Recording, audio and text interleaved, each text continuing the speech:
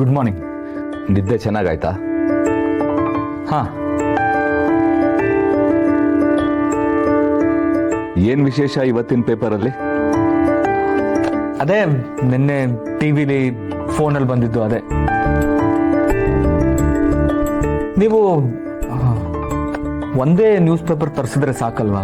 ದಿನ ಬರೋ ಎಲ್ಲ ನ್ಯೂಸ್ ಪೇಪರ್ಸ್ನು ಯಾಕೆ ತರಿಸ್ತೀರಾ?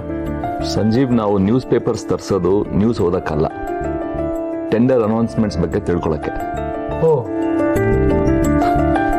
ಈ ಗೌರ್ಮೆಂಟ್ ಅನೌನ್ಸ್ ಮಾಡೋ ಟೆಂಡರ್ ಕಾಲಮ್ನ ಯಾರು ಓದ್ತಾರೆ ಅಂತ ಅನ್ಕೊಂಡಿದ್ದೆ. ಸರ್ಕಾರ ಯಾವುದೇ ಟೆಂಡರ್ ಕರಿಬೇಕಾದ್ರೂ ಮೊದಲು ನ್ಯೂಸ್ ಪೇಪರಲ್ಲಿ ಅನೌನ್ಸ್ ಮಾಡಿನೇ ಕರಿಬೇಕು.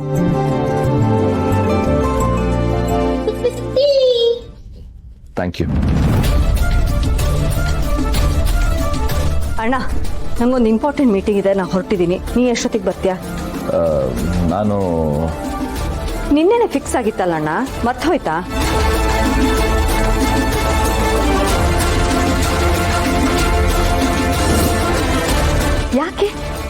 ಯಾಕೆಲ್ರು ಹೀಗೆ ನೋಡ್ತಾ ಇದ್ದೀರಾ? ಓ, ನಿನ್ನೆ ನಡೆದಿದ್ರ ಬಗ್ಗೆ ಇನ್ನೂ ಯೋಚನೆ ಮಾಡ್ತಿದ್ದೀರಾ? ನೀವೆಲ್ಲ ಹೆದರ್ಕೊಳ್ಳೋ ಅಂಥದ್ದು ಏನೂ ಆಗಿಲ್ಲ. ನಾನು ಅದನ್ನೆಲ್ಲ ಮರ್ತಿದ್ದೀನಿ. ದೇವ್ಕಿ, ನೀನು ಆರಾಮಾಗಿದೆಯಾ ತಾನೆ? ನನ್ನ ನೋಡಿದ್ರೆ ನಿಂಗೆ ಹೇಗನ್ಸುತ್ತೆ? ಅದಕ್ಕೆ ದಿನಾ ರೆಡಿಯಾಗಿ ಆಫೀಸ್ ಹೋಗೋ ಥರನೇ ಇದ್ದೀನಿ ತಾನೆ? ಮತ್ತೆ ನಿನ್ನೆ ರಾತ್ರಿ ಯಾಕೆ ಹಾಗೆ ನಡ್ಕೊಂಡೆ? ಹೇಗೆ ನಡ್ಕೊಂಡೆ ಅದಕ್ಕೆ?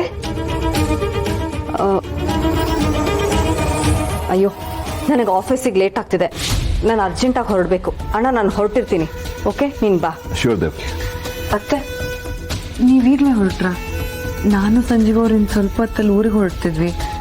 ಸಾರಿ ಅಮ್ಮು, ನನಗೆ ಆಫೀಸಲ್ಲಿ ಅರ್ಜೆಂಟ್ ಮೀಟಿಂಗ್ ಇದೆ, ನಾನು ಹೋಗಲೇಬೇಕು. ಇಟ್ಸ್ ಓಕೆ ಅತ್ತೆ, I understand. Thank you. Take care. ಮತ್ತೆ ಬನ್ನಿ. ಸರಿ ಅತ್ತೆ, ಬಾಯ್ ಬಾಯ್.